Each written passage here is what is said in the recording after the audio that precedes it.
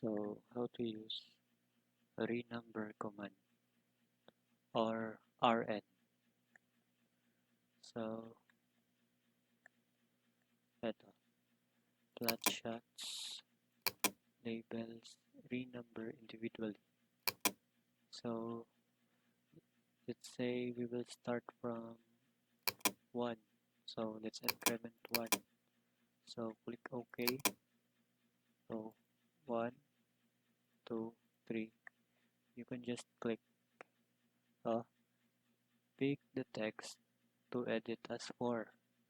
So click and change siya. So click lang natin. 7, 8, 9, 10, 11, 12, 13, 14, 15, 16. So let's say we will start from here. Start tayo dito. So type letter D, starting number 1.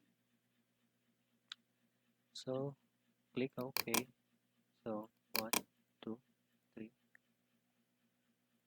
4, 5, 6, 7, 8, 9, 10,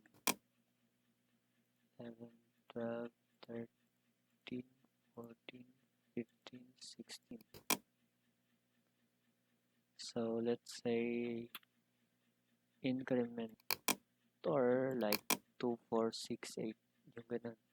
Increment by 2. Click OK. So defaults.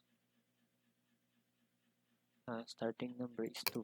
So say 2, 4, 6, 8, 10, 12, 14, 16, 18, 20, 22, 24, 26, 28, then 30, 32. So, yun lang.